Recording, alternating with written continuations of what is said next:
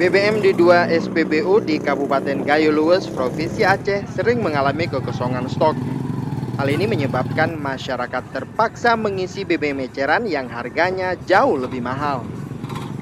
Dari pantauan 2 SPBU di kabupaten yang terletak di kaki Gunung Lauser ini lebih sering tutup. Tidak sampai 2 jam setelah BBM masuk, SPBU ini kembali harus tutup karena BBM kembali kosong. Menurut salah seorang warga, penyebab BBM di SPBU Gayo Luwes sering kosong karena petugas lebih mengutamakan pedagang eceran daripada pengguna kendaraan bermotor, sehingga warga harus mengisi BBM eceran dengan harga yang lebih mahal. Warga berharap SPBU lebih mendahulukan pengguna kendaraan bermotor daripada penjual eceran, karena pengguna kendaraan bermotor membutuhkan BBM untuk keperluan sehari-hari, sedangkan pedagang eceran untuk mencari keuntungan besar.